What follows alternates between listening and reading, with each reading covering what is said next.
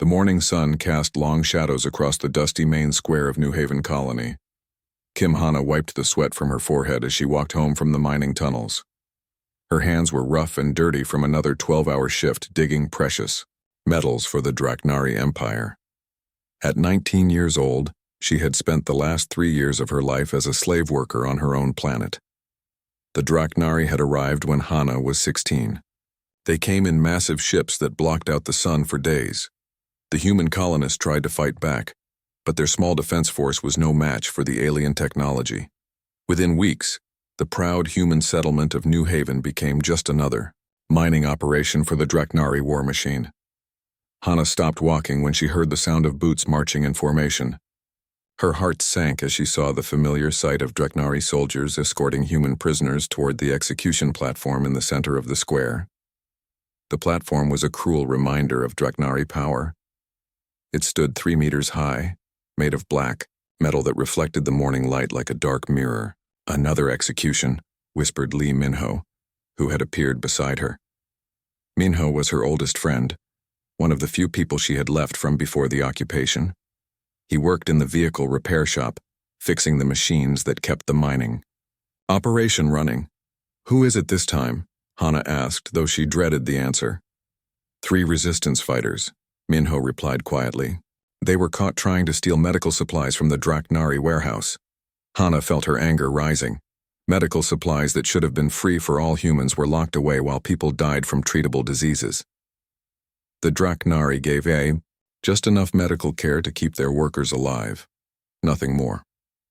A crowd was gathering in the square. The Draknari always made executions public events. They wanted every human to see what happened to those who dared to resist. General Vextar himself would oversee this execution, as he did all the important ones. General Vextar was the Draknari military commander of this sector. He stood over 2 meters tall, with dark gray skin and 4 arms that ended in clawed hands. His species had evolved from predators, and it showed in every movement he made. But what made him truly dangerous was not his physical strength. It was his cruel intelligence and complete contempt for human life. The general stepped onto the platform, his heavy boots making the metal ring like a bell. He wore the dark purple uniform of high-ranking Draknari officers, decorated with medals from conquered worlds. His yellow eyes scanned the crowd of humans below him. "Citizens of New Haven," General Vextar began, his voice carrying easily across the square thanks to the translation devices all Draknari wore. "Today you witness the fate of those who forget their place in the natural order." The 3 prisoners were brought forward. Hana recognized one of them. It was Park Sunho, a teacher who had tried to keep the human school running in secret. He had been caught distributing medicine to sick children. Now he knelt on the platform with his hands bound behind his back. "These criminals thought they could steal from the Draknari Empire," the general continued. "They forgot that humans are a conquered species. You exist only to serve your betters." Hana felt something break inside her chest. She had watched, too, many good people die on that platform. She had stayed silent too many times while the general spoke of humans like they were animals. Today, something was different. Today, she could not stay quiet. "We are not animals," Hana said. Her voice was not loud, but in the complete silence of the square, everyone heard her. Hundreds of human faces turned toward her. The Draknari soldiers raised their weapons. General Vextar's yellow eyes found her in the crowd. "What did you say, little mining slave?" the general asked. His voice was soft, but there was deadly menace in it. Hana stepped forward. Her legs felt weak, but she forced herself to walk closer to the platform. Minho grabbed her arm, trying to hold her back, but she gently pulled free. "I said we are not animals," Hana repeated louder this time. "We are human beings. We deserve to be treated with dignity." General Vextar laughed.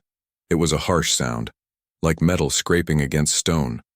Several of his soldiers joined in the laughter. "Human beings?" the general said, still chuckling. "Look around you, child. Your entire species could not defend a single world against us. Your government surrendered before we even landed. Your military ran away or died in the first week of fighting.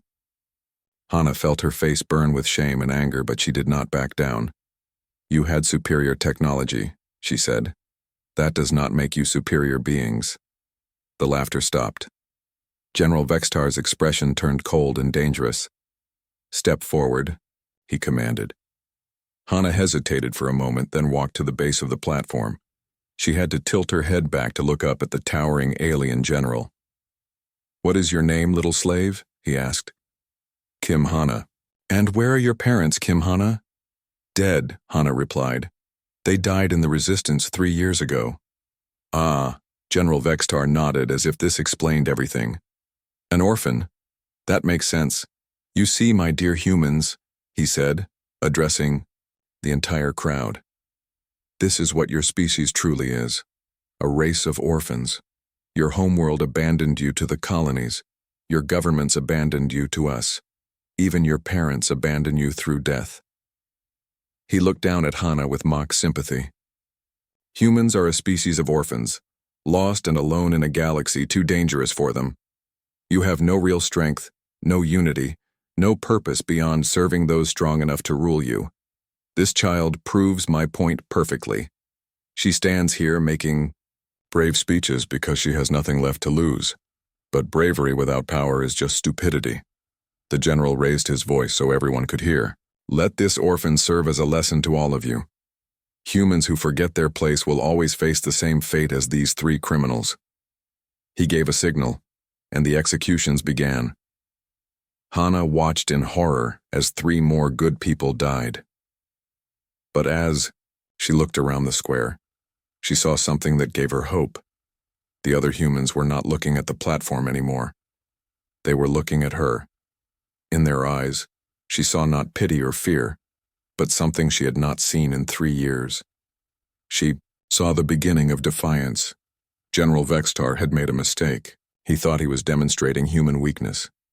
Instead, he had shown them that even an orphan could stand up and speak the truth. Even a young woman with nothing left to lose could make a general explain himself to his victims. As the crowd began to disperse, Minho appeared at her side again. That was either very brave or very stupid, he whispered. Maybe both, Hana replied. But she was not afraid anymore. She had found her purpose. The war for New Haven had begun. 3 weeks had passed since Hana's confrontation with General Vextar in the square. The incident had spread through New Haven like wildfire. Workers whispered about it in the mines. Families talked about it during their evening meals. Even the children sang quiet songs about the girl who talked back to the alien general. Hana tried to return to her normal routine, but everything had changed. Other humans looked at her differently now. Some with admiration, others with fear. They all seemed to be waiting for her to do something more. The problem was, Hana did not know what that something should be. She was walking home from another long day in the mines when Dr. Park Jasu approached her. The doctor was a middle-aged woman who ran the small medical clinic that the Draknari barely tolerated. She treated sick and injured workers when their conditions became bad enough to affect productivity. Hana, Dr. Park said quietly, I need to speak with you privately. They walked to a quiet spot behind the old community center. The building had been a place where humans gathered for meetings and celebrations before the occupation. Now it sat empty and forgotten. What you did in the square was brave, Dr. Park began. But bravery alone will not free our people. I know, Hana replied. But what else can we do? We have no weapons, no ships, no way to fight back. Dr. Park smiled, sadly. That is where you are wrong. We have something the Draknari do not understand. We have each other. She reached into her medical bag and pulled out a small device that looked like a broken communication unit. This belonged to Captain Yoon Tae-hyun, the last commander of our defense force. He hid it before the Draknari captured him 3 years ago. It contains information about weapon caches hidden throughout the colony. Hana stared at the device. Weapon caches. The defense force knew they could not win a direct battle, Dr. Park explained, so they hid supplies all over New Haven before they made their final stand. Weapons, ammunition, communication equipment, medical supplies. Everything we need to start a real resistance. Why are you telling me this? Hana asked. Because you are the only person who has shown the courage to stand up to them publicly. People trust you, they will follow you. Hana felt overwhelmed. She was just a mining worker. She had no military training, no experience leading people. But as she looked at the device in her hands, she realized that maybe experience was not what mattered most. What do I need to do? She asked. Over the next few days, Dr. Park introduced Hana to others who wanted to fight back. There was Choi Wook, a former military instructor who had been too old to serve in the defense force. He had been working as a janitor in the Draknari administrative building, but he still remembered everything about tactics and combat. Han So-min had worked for the colony's communication systems before the invasion. The Draknari kept her around to maintain their equipment, not knowing that she understood their technology better than they did. She could hack their systems and create secure networks for the resistance. Lee Minho joined them immediately when Hana asked him. He brought Oh Hyun-woo, an engineer who had designed many of the colony's original systems.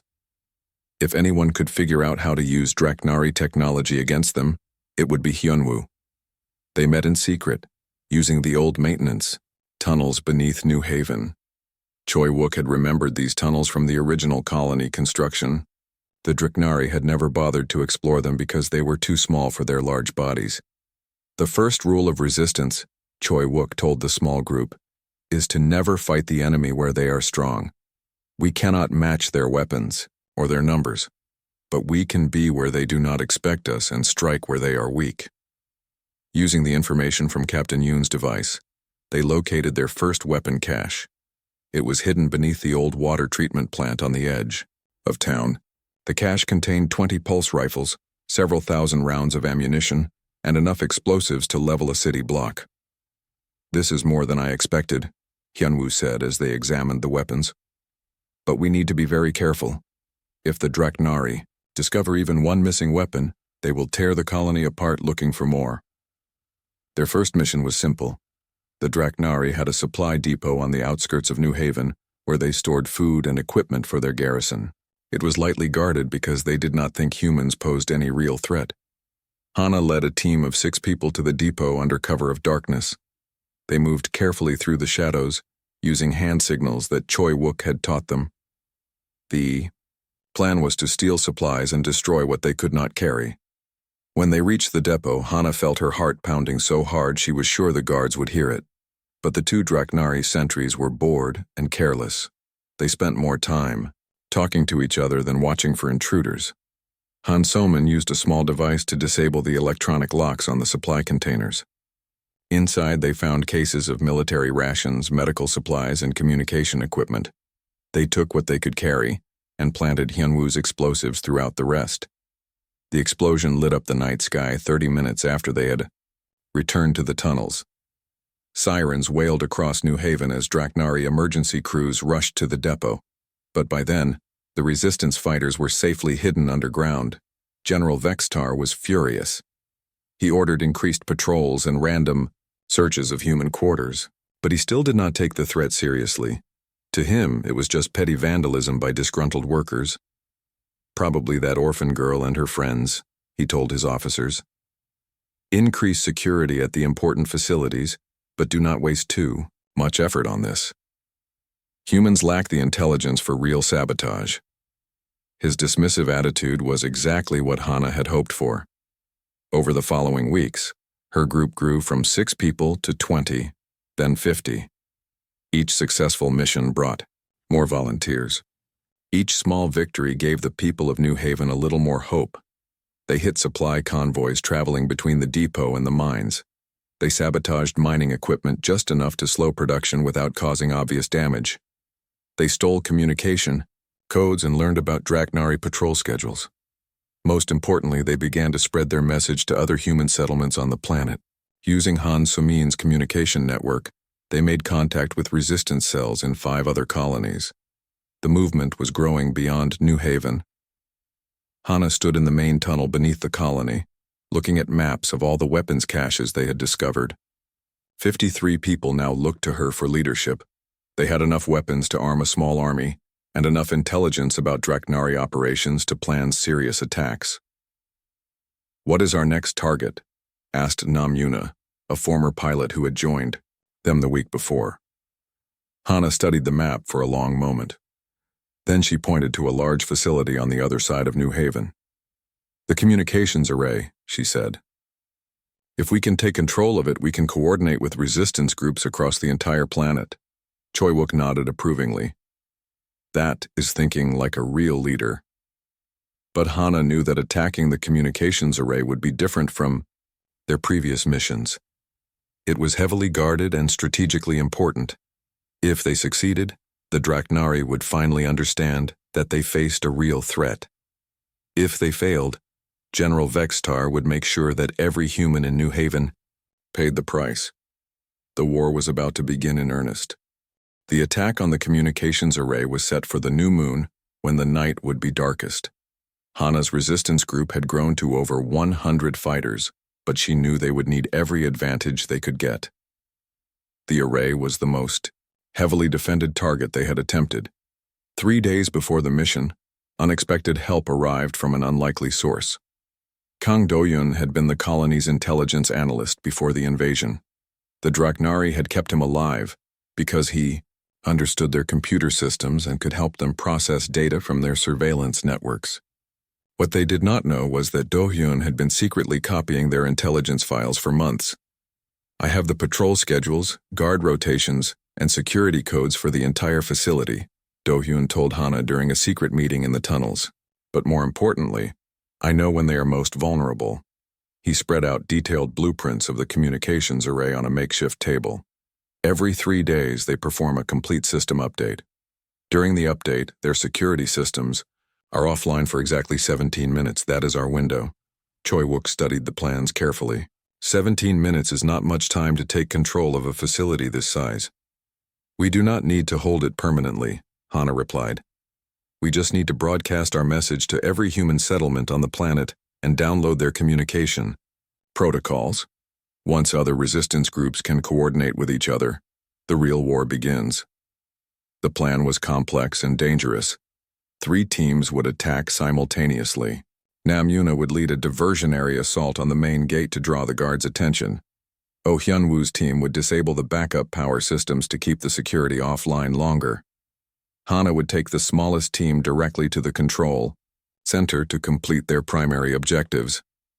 On the night of the attack, Hana felt strangely calm. She had learned to trust in her people and their abilities. Each member of the resistance had proven themselves in smaller missions. Tonight would test whether they could work together as a real fighting force. The diversionary attack began exactly at midnight. Namuna's team used captured Draknari explosives to blow a hole in the perimeter fence. Alarms immediately began wailing as guards rushed toward the breach. But the real attack was happening on the opposite side of the facility. Hana and her team of 8 fighters moved through the shadows like ghosts. They wore dark clothing and had painted their faces with mud to avoid reflecting light. Each carried a pulse rifle and enough ammunition for a prolonged fight. The first obstacle was a guard tower overlooking their approach route. 2 Draknari sentries were stationed there with heavy weapons. Hana signaled to Minho, who had become an expert marksman over the past few months. 2 silent shots from his rifle eliminated the threat before the guards could raise an alarm. They reached the control building just as Oh Hyunwoo's team cut the backup power. The facility's lights flickered and went out, leaving only emergency lighting to guide them. Hana's team slipped through a maintenance entrance that Do-hyun had identified in the blueprints. Inside the building, they moved quickly through dark corridors toward the main control room. They encountered 3 more guards along the way, but surprise was on their side. The Draknari had never expected humans to penetrate this far into a secure facility. The control room was exactly as Do-hyun had described it. Banks of computer terminals surrounded a central command chair where the facility commander normally sat. But tonight the room was empty, except for 1 technician monitoring the system updates. The Draknari technician looked up in shock as 8 armed humans burst into his control room. Before he could sound an alarm, Han So-min stunned him with a captured Draknari weapon set to its lowest setting. 14 minutes remaining. Hana announced, checking her timer. Han So-min immediately went to work on the main communication console. Her fingers flew over the alien controls as she accessed the planet-wide communication network. Meanwhile, Do-hyun began downloading critical intelligence files from the facility's database. "I have access to the emergency broadcast system," Han So-min reported. "Ready to transmit." Hana moved to the microphone that would carry her voice to every human settlement on the planet. "People of Kepler 442b," she began. "This is Kim Hana of the New Haven Resistance. For 3 years we have lived as slaves under alien occupation. Tonight that changes." Her voice was steady and strong, carrying across thousands of kilometers to reach humans in mines, factories, and prison camps throughout the world. "The Draknari have told us that we are weak, that we are orphans abandoned by the galaxy. They are wrong. We are not orphans. We are family.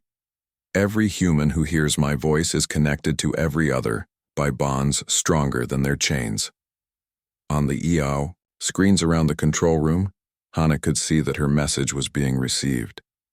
Communication centers and dozens of settlements were acknowledging the broadcast. "Tonight we begin the war for our freedom, not as individuals but as one people united in purpose. The Draknari have superior technology, but we have something they will never understand. We have hope." 10 minutes, someone called out. Hana continued her broadcast, giving specific instructions to resistance cells across the planet. She shared communication codes, coordination protocols, and tactical information that Do-hyun had gathered. By the time she finished speaking, every human settlement would have the tools they needed to fight back effectively. "The storm is rising," Hana concluded, "and we are the storm." As Han So-min ended the broadcast, explosions echoed from outside the building. Nam Yuna's diversionary attack was intensifying as more Draknari reinforcements arrived. "Download complete," Do-hyun announced. "I have their entire tactical database." "Time to go," Hana ordered. They fought their way out of the building as Draknari soldiers finally realized where the real attack had taken place. Pulse rifle fire lit up the darkness as both sides exchanged shots, but Hana's team had achieved their objectives and could afford to retreat. The 3 teams regrouped at their predetermined extraction point and disappeared into the tunnel network beneath New Haven. Behind them, the communications facility burned, as Oh Hyun-woo's explosives destroyed critical equipment. General Vextar arrived at the scene 2 hours later. He stood in the smoking ruins of his most important communication center, staring at the destruction with growing rage. His subordinates waited nervously for his response. "How many humans were involved in this attack?" he demanded. "Intelligence estimates between 50 and 100 fighters, General," his aide replied. 100. Vextar's voice was dangerously quiet. 100 humans just crippled our primary communication hub and broadcast rebellion across the entire planet. He turned to face his assembled officers. "I want every resistance fighter found and executed. I want their families arrested. I want their friends interrogated. I want this entire colony turned upside down until we find that orphan girl and her terrorists."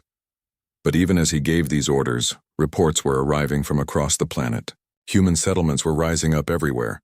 Supply convoys were being attacked. Draknari outposts were going silent. The resistance was spreading faster than his forces could contain it. In the tunnels beneath New Haven, Hana listened to radio reports from around the world. Her broadcast had worked better than she had dared to hope. Humans who had lived in despair for 3 years were finally fighting back. "What is our next move?" asked Choi Wook. Hana looked around at the faces of her fighters. They had evolved from a small group of desperate rebels into the core of a planet-wide resistance movement. But she knew the real war was just beginning. "Now, we unite all the resistance cells into a single army," she said, "and we take back our world."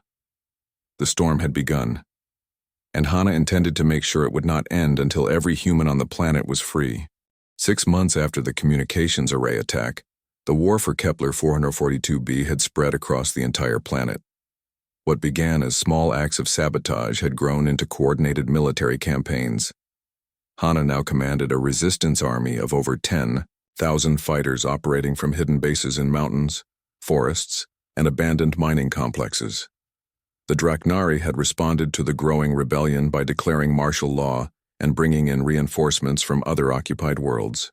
General Vextar now commanded 50,000 alien soldiers, but he was learning that numbers alone could not defeat an enemy that refused to fight conventional battles. Hana stood in the command center of Base Alpha, the Resistance's primary headquarters hidden deep in the Meridian Mountains.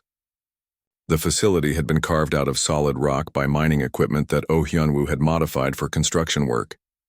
Dozens of screens showed the positions of resistance units across 3 continents.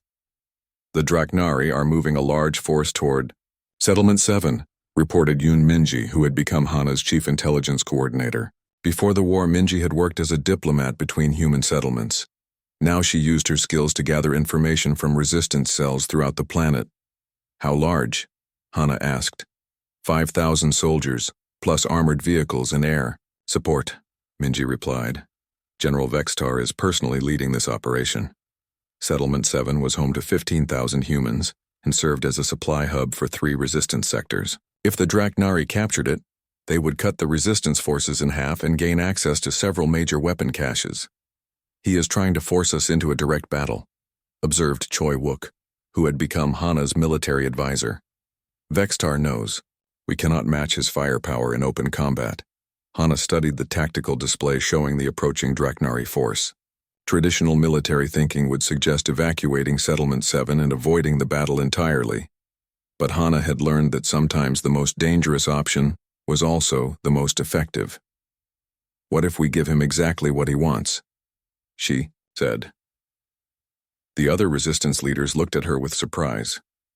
You want to fight them directly? Asked Nam Yuna, who now commanded the resistance air force made up of converted civilian aircraft. Not exactly, Hana replied with a slight smile. I want to make him think we are fighting him directly. She moved to the main tactical display and began outlining her plan.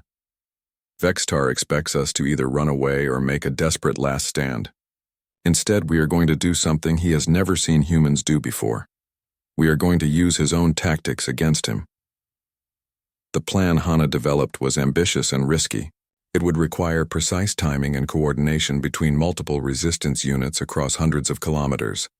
But if it worked, it would strike a blow against the Draknari that they would never recover from.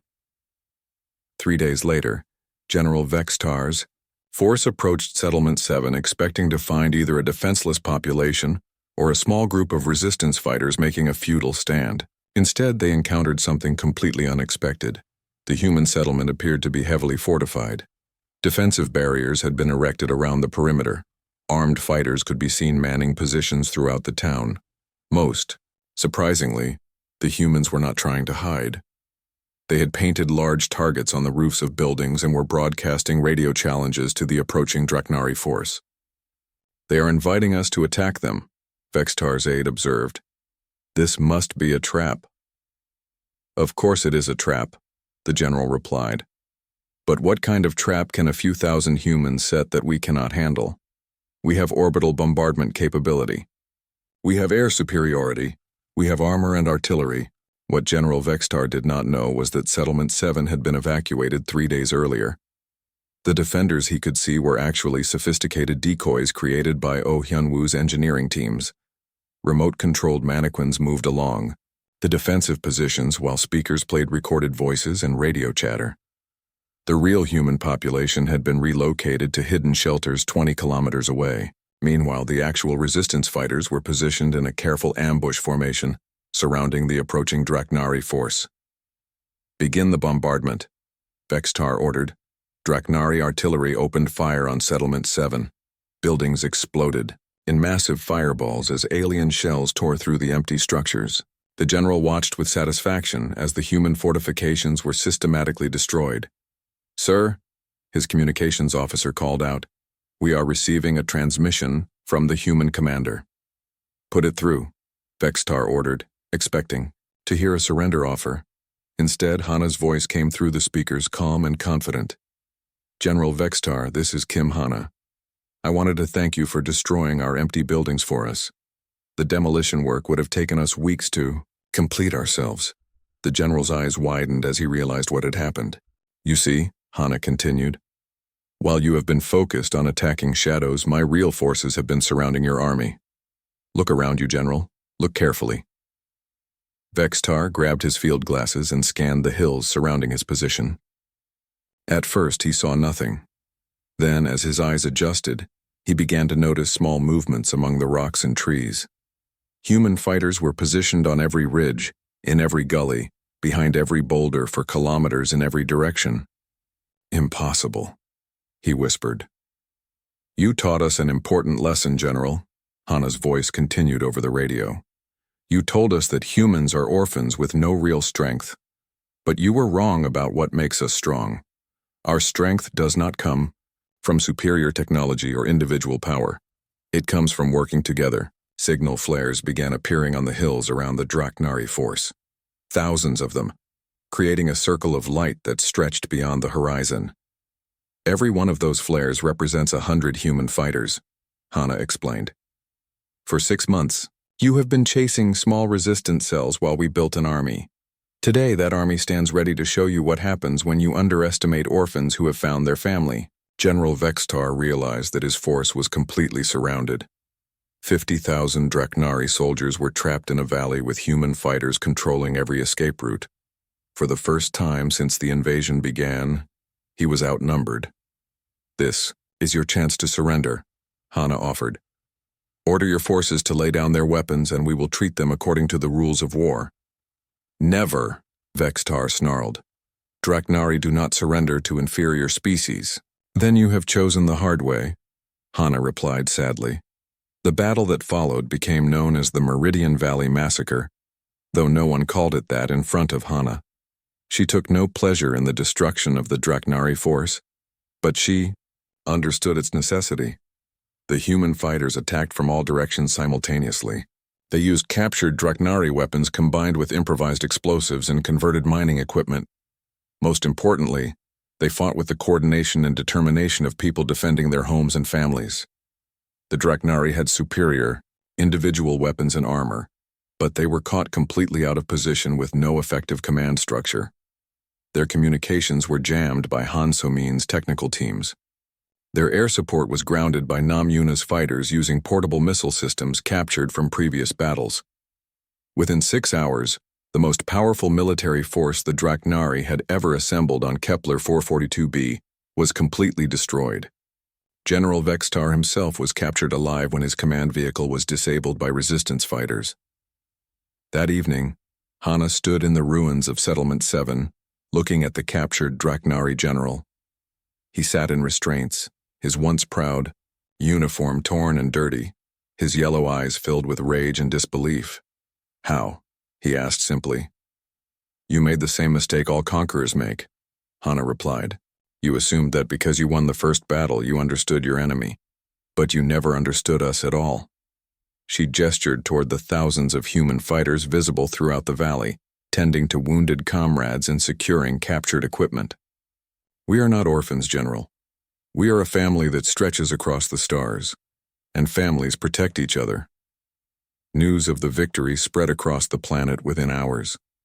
In every human settlement, people celebrated as they learned that the mighty Draknari army had been defeated by the same species their general had dismissed as weak and broken.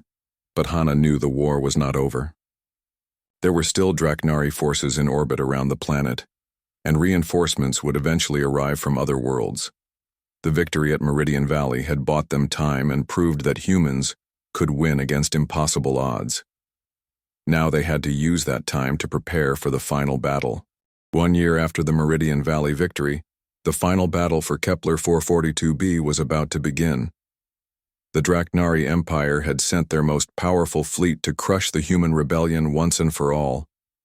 50 massive warships hung in orbit above the planet, carrying enough firepower to turn the surface into molten glass. Hana stood on the observation deck of the captured Draknari command ship Subjugator, which had become the flagship of the human resistance fleet. It had taken months of careful planning and daring raids to capture enough enemy vessels to challenge the Draknari navy in space. Now, 15 human-controlled ships prepared to face an enemy more than 3 times their size.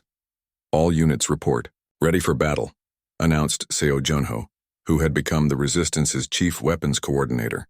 The former demolitions expert had learned to operate Draknari ship systems with deadly efficiency.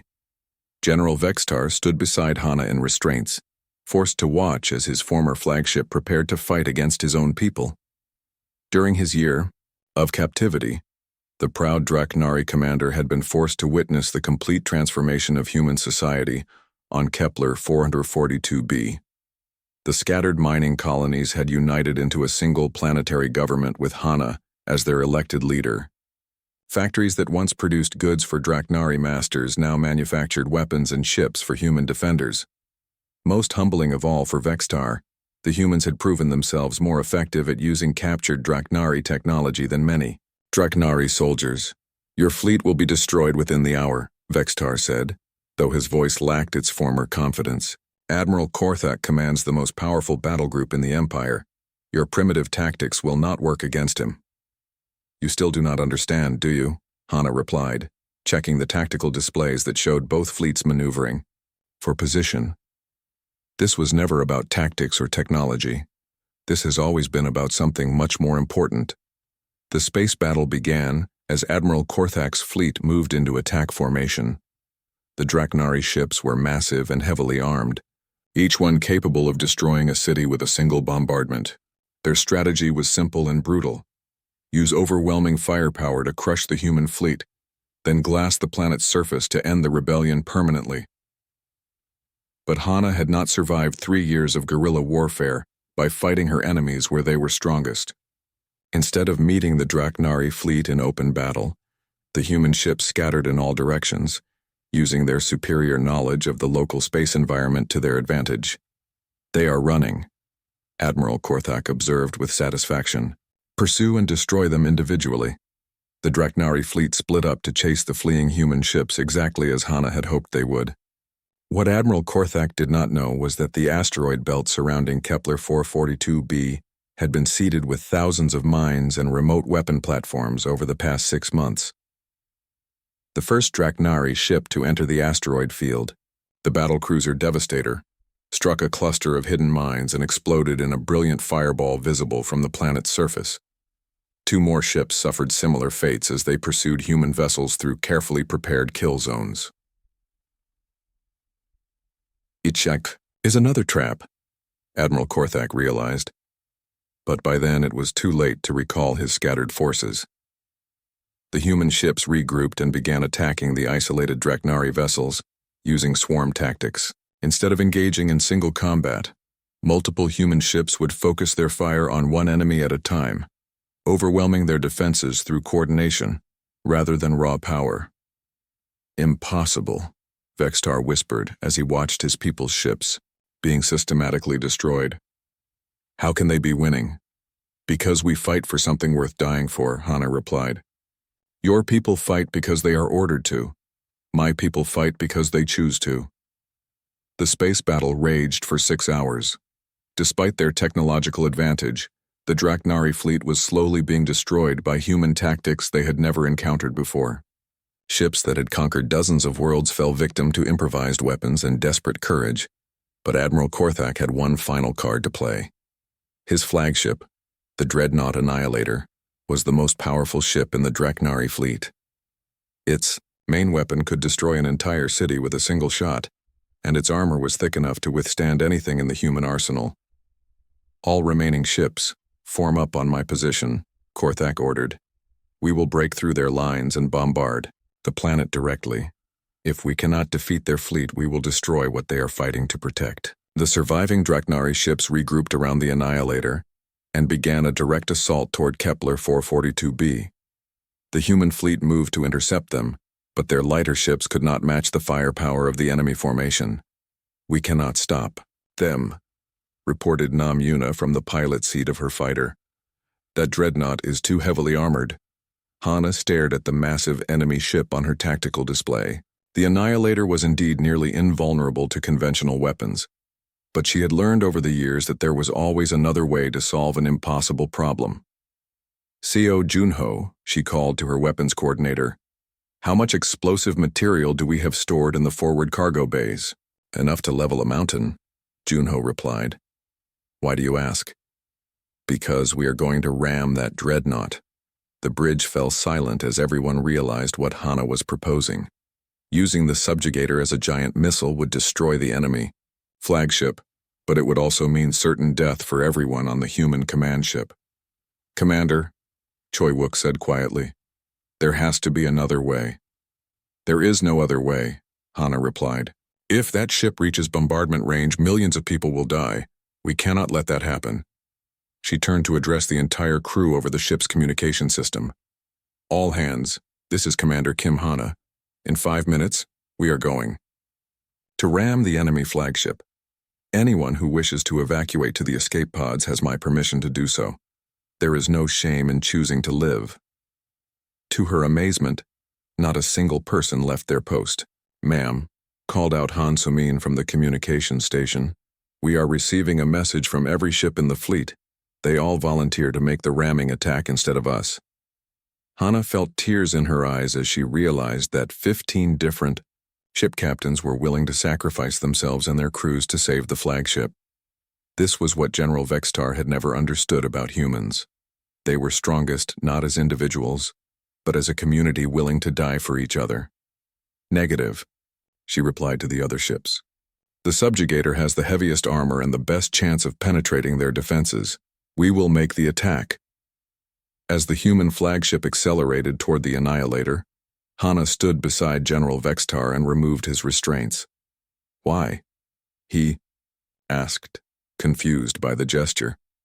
Because when we die as equals, Hana replied. You are a soldier, whatever else you may be. You deserve to face death standing freely. Vextar stared at her for a long moment, then straightened into a military posture. You are not what I expected humans to be, he admitted. We are exactly what humans have always been, Hana replied. You just never bothered to look. The subjugator struck the Annihilator at full speed, penetrating deep into the dreadnought's hull before Seo Junho's explosives detonated. Both ships disappeared in a massive explosion that lit up the entire star system. But even as the flagship died, Hana's final message was transmitted to every human settlement on the planet and to the surviving ships of the Resistance fleet. This is Kim Hana, her voice said, recorded moments before the collision. Today we have proven that no force in the galaxy can break the will of free people fighting for their homes. We are not orphans. We are family, and families never surrender. The destruction of the Annihilator broke the back of the Draknari fleet. Demoralized by the loss of their flagship and admiral, the surviving alien ships retreated from the system. Within hours, human forces on the planet had accepted the surrender of all remaining Draknari ground troops. 3 months later, representatives from dozens of human colonies throughout the galaxy gathered on Kepler 442b for the installation of the first free human government since the Draknari invasion began. The ceremony took place in the same square where Hana had first defied General Vextar 4 years earlier. A statue now stood in the center of the square. It showed a young woman with determined eyes, her hand extended as if reaching out to help someone stand up. The inscription read simply, Kim Hana, 2201-2225. She showed us that we were never alone. Choi Wook, now the planet's elected president, delivered the dedication speech. Hana taught us that strength does not come from superior weapons or advanced technology, he said to the crowd of thousands. True strength comes from ordinary people who choose to stand together when standing. Apart would be easier. In the audience, Lee Minho wiped tears from his eyes as he remembered his childhood friend, who had grown from a frightened mining worker into the liberator of an entire world. Dr. Park Jisoo stood beside him, now serving as the planet's Minister of Health. She had been there from the beginning, when Hana was just a brave young woman with no idea how to lead a rebellion. Now she watched as Hana's legacy inspired a new generation of human leaders. She would have been embarrassed by all this attention, Dr. Park said softly. No, Minho replied. She would have been proud, not of the statue or the ceremony, but of what we have become. Look around you. The crowd in the square was unlike anything that had existed during the Draknari occupation. Humans from every settlement on the planet stood together as equals. Former miners worked alongside former doctors. Ex-soldiers shared stories with civilian volunteers. Children who had grown up under alien rule now played freely in the streets. But perhaps most remarkably, scattered throughout the crowd were former Draknari soldiers who had chosen to remain on Kepler 442b after the war ended. They had been offered transport back to their home worlds, but many had decided to stay and help build the new society that Hana had envisioned. Among them stood General Vextar himself. The former Draknari commander had survived the destruction of the Annihilator by being thrown clear in an escape pod during the collision. He had expected to be executed as a war criminal, but instead found himself treated as a prisoner of war, under the same rules that Hana had established from the beginning of the resistance. During his recovery in a human medical facility, Vextar had witnessed something that changed his understanding of the species he had once dismissed as weak orphans. Human doctors had worked around the clock to save his life, even though he was their enemy. Human guards had treated him with respect, even though he had ordered the deaths of thousands of their people. Most surprising of all, human children had visited him in the hospital, bringing flowers and drawings to cheer up the sad alien man. They showed no fear of him, no hatred for what he represented. To them, he was simply someone who needed kindness. When the war ended and he was offered freedom to return to Draknari space, Vextar had made a choice that shocked both species. He requested permission to stay on Kepler 442b as a civilian, renouncing his military rank and his allegiance to the Empire. "I spent my entire life believing that strength came from conquest," he had told the Planetary Council during his hearing. "These humans have shown me that true strength comes from building rather than destroying, from healing rather than harming. I wish to learn this strength." Now, as President Choi Wook concluded his speech, Vextar stepped forward to address the crowd. His presence caused a stir among the humans, many of whom still remembered him as their oppressor. 4 years ago, Vextar began, his voice carrying across the silent square. "I stood in this place and called your species a race of orphans. I mocked your leader as a powerless child with nothing to offer but empty words." He paused, looking up at the statue of Hana. "I was wrong about everything. Kim Hana was not powerless. She possessed the rarest form of strength in the galaxy, the ability to inspire others to be better than they believed possible. And you are not orphans. You are a family that extends beyond blood, beyond species, beyond the boundaries of worlds." The former general's voice grew stronger as he continued. "Today, as this planet takes its place among the free worlds of the galaxy, I want every human child to know this truth. You are the inheritors of something precious. Not just freedom, but the knowledge of how to remain free. Kim Hana did not, just defeat the Draknari Empire. She defeated the idea that some beings are born to rule while others are born to serve." He turned to face the statue directly. "Commander Kim Hana, I salute you. You taught a general that there are things more important than victory. You taught a conqueror that there are things more valuable than power. Most importantly, you taught an entire galaxy that ordinary people can accomplish extraordinary things when they stand together." The crowd erupted in applause that lasted for several minutes. When it finally died down, a small human child walked up to Vextar and handed him a flower. "Thank you for the nice words about Hana," the child said simply. Vextar knelt down to accept the flower, his yellow eyes glistening with moisture. "Thank you for teaching me what it means to be part of a family," he replied. As the ceremony concluded and the crowd began to disperse, the various leaders of the new government gathered around the statue for a moment of private reflection. "What happens now?" asked Oh Hyunwoo, who had become the planet's chief engineer. "Now we build," replied Han Soman, the new Minister of Communications. "We build a society that Hana would be proud of. And we remember," added Nam Yuna, now commanding the Planetary Defense Force. "We remember that freedom is not something you win once and keep forever. It is something you must choose every day." As the sun set over New Haven, the statue of Kim Hana cast a long shadow across the square, where she had first found the courage to speak truth to power. The orphan girl who had grown up believing she had nothing to offer the world had become the symbol of hope for an entire species. Her legacy would endure not in monuments or ceremonies, but in the choices made by every human who remembered her lesson, that ordinary people standing together can accomplish anything. The war was over. The real work of building a free society was just beginning. And somewhere among the stars, other oppressed peoples looked toward Kepler 442b and began to believe that they too could find the strength to stand up and say, "We are not slaves. We are not orphans. We are family." The galaxy would never be the same.